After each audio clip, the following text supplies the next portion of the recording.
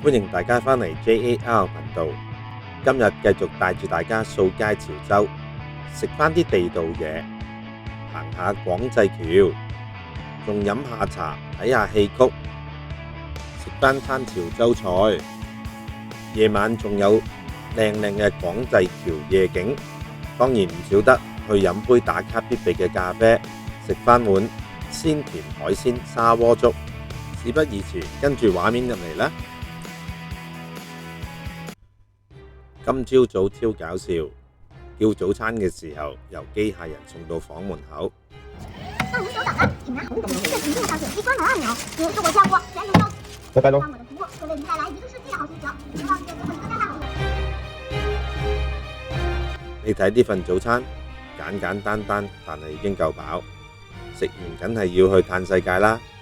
上一集行咗嘅牌坊街附近，今集就繼續慢慢行，唔好急。潮州就係要慢活先至有 feel 㗎。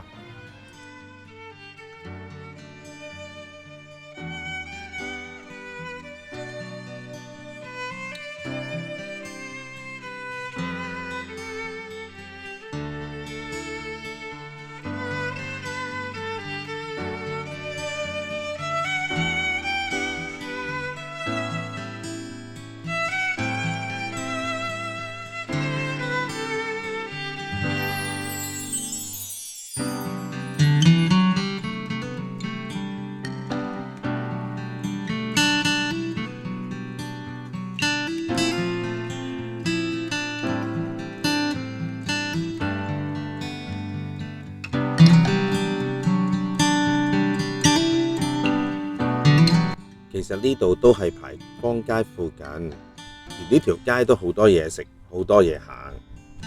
行到腳遠嘅時候，見到間非遺18曲魚餃，細細間鋪，但係人氣勁旺，就入去試下。點知就真係有驚喜喎！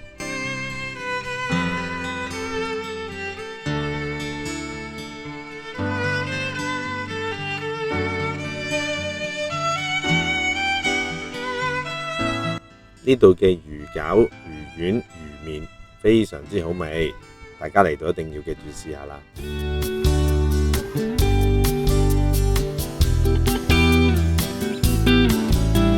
之後我哋就去掃返啲甜品，隔離附近呢就有反沙芋同埋番薯，呢兩樣我哋都買咗。我自己就鍾意芋頭多啲，夠香夠濃。而佢隔離間鋪頭仲有豆腐花凍冰冰，食落都非常之爽。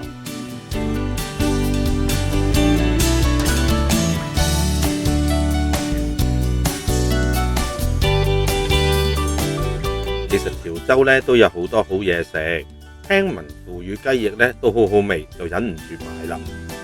點知就中咗伏，唔單止唔夠熱，味道就麻麻地。有冇咩特別咁樣？反而呢，隔離嘅呢一間炸蝦棗就好好味喎，外脆內軟，諗返起都想再食多次。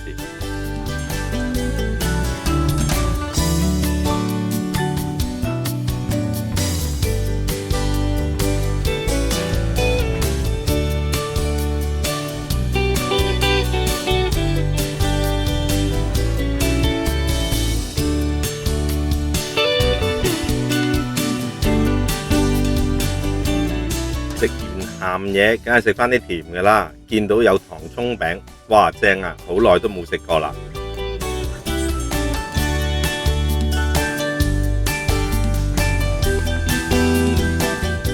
佢哋呢度呢都好得意㗎，仲會加芫茜嘅。不過因為阿女唔鍾意食，咁所以我哋都冇試到。食落去卜卜脆，真係正到冇朋友。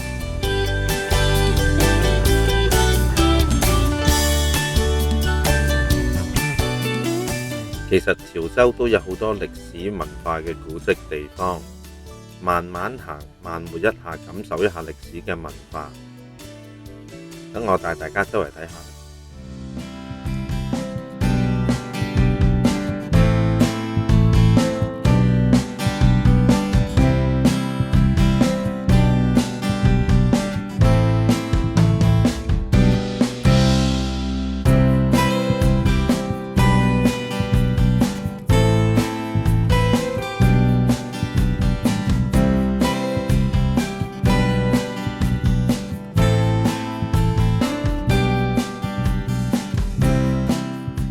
到熱辣辣，買返杯雪糕降下溫。呢間潮州冰淇淋都好出名㗎，仲有每日都唔同嘅口味。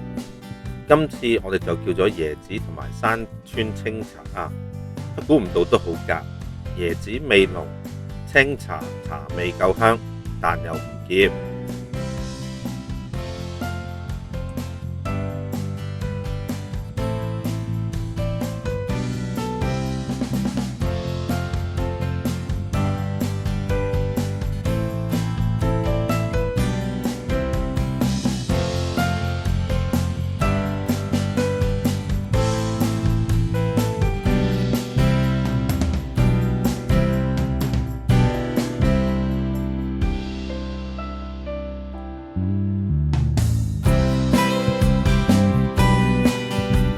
呢度食雪糕仲有得抽獎添，雖然就冇中大獎，但係雪糕都好好味㗎。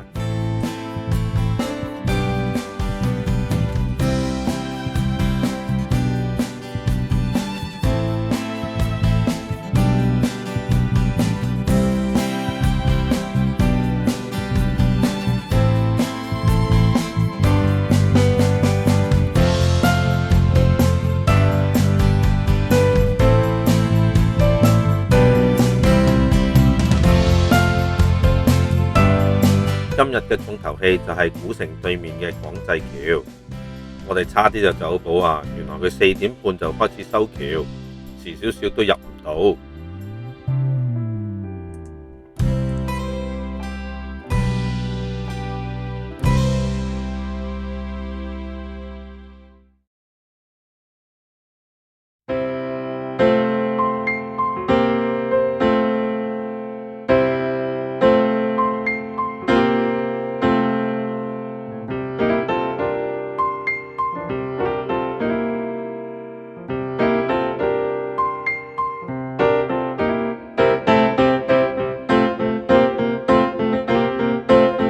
你睇下呢條橋，原來係用好多隻船一齊砌成，而1到5點鐘有啲船就會開走，一邊睇住啲船被拖走，一邊望住個夕陽，真係非常之靚。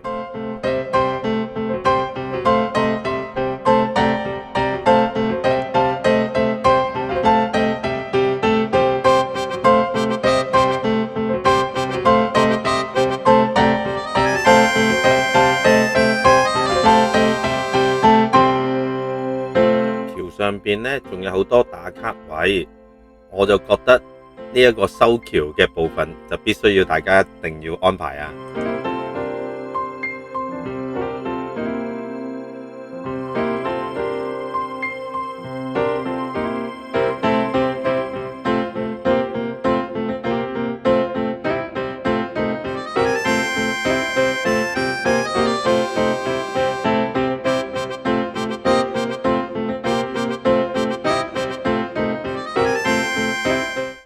睇完修橋，我哋就去咗觀潮樓嘆功夫茶。本來呢就想睇真人演大劇，點知今日呢個時間就冇，唯有就自己沖返杯茶。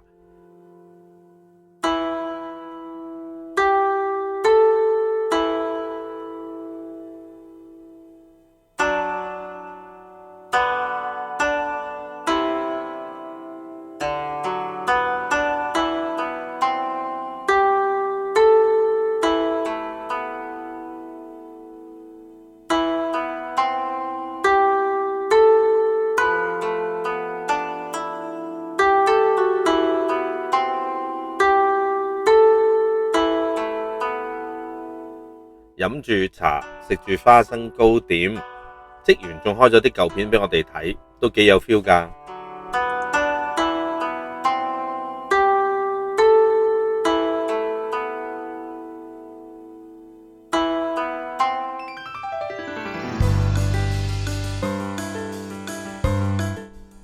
之後就到晚餐時間，我哋今晚就揀咗喺古城裏邊嘅八邑酒樓。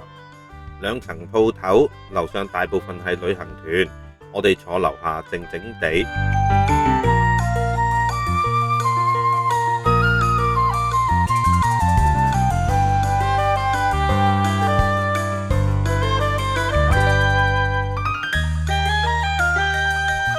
叫咗鹽水炸豆腐，外脆內嫩。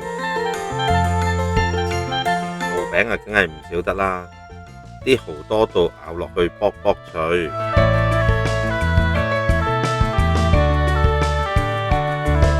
加多個滷水拼盤，滷水夠味，正啊！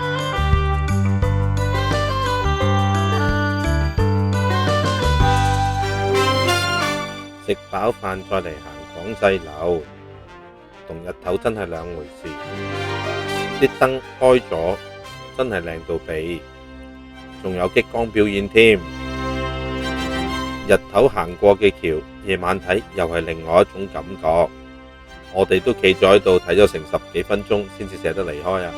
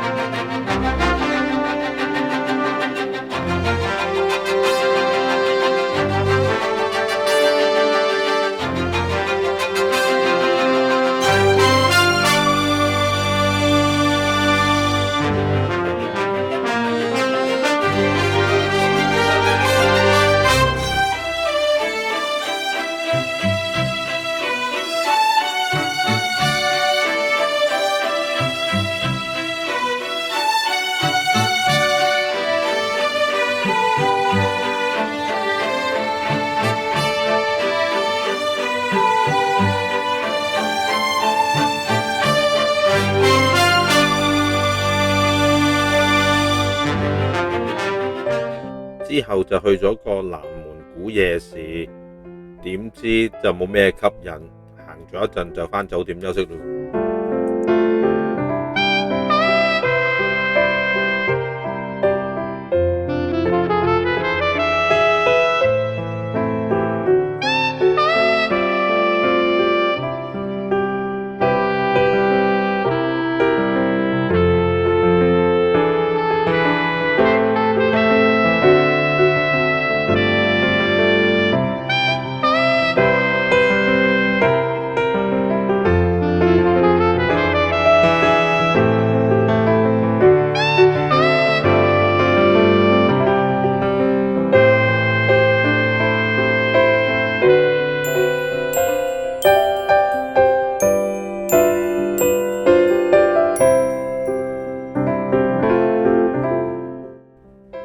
第二朝一早，我哋就專程搭車去咗間好出名嘅 coffee shop， 鋪頭細細，但係座位都好舒服。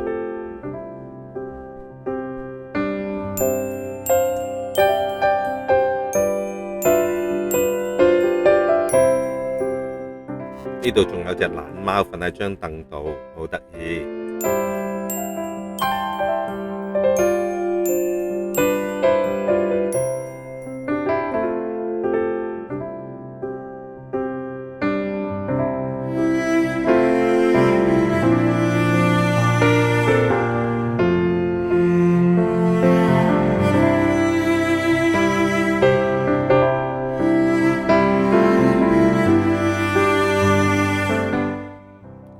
我哋嚟呢度主要都係為咗呢杯打卡嘅中式咖啡，其實佢都係杯拿鐵嚟㗎，不過呢個杯呢就係中式嘅，因為又有潮州同埋老爺寶號呢幾個字，都幾特別㗎。唔知大家又知唔知老爺寶號呢幾個字點解呢？如果知嘅話，歡迎喺留言話俾我哋聽。嘆完咖啡就去咗西湖公園行下。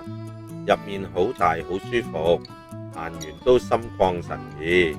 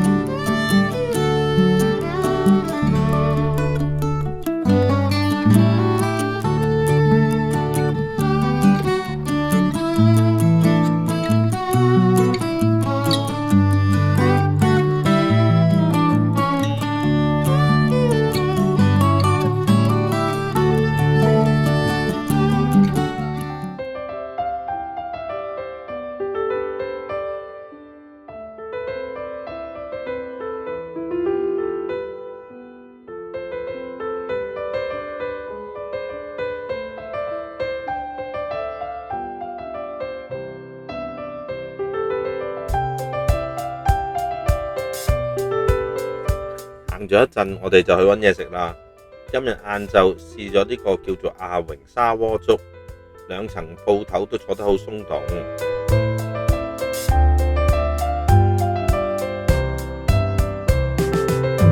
我哋喺途中就買咗碗叫鴨母鏈嘅甜品，原來係潮州嘅類似有餡嘅湯圓嘅甜品嚟㗎，都幾好味。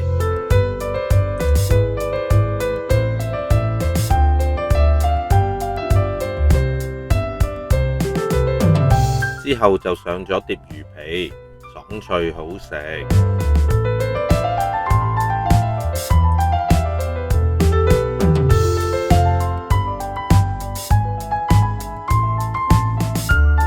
之後仲有炒菜同埋花甲。主角砂鍋粥終於到啦，有鮮蝦、蠔、花甲、乾貝，鮮甜到連啲粥水都飲埋。原來人均先至係50蚊咋，真係抵到流啊！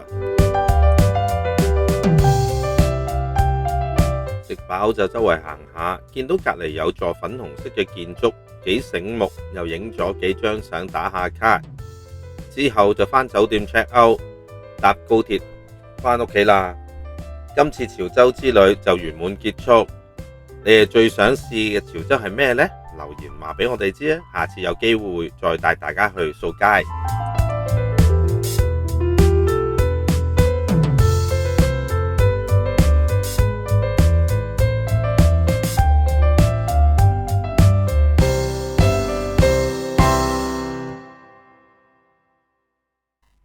好啦，拜拜潮州啦！多謝大家收睇，請大家記住 subscribe 我哋嘅 channel、like 同埋 share， 仲要記得撳埋隔離個鐘仔，咁我哋下次有片呢，你哋就會第一時間收到噶啦。希望你哋都中意我哋呢幾集 JAR 遊潮州，下次再見，拜拜。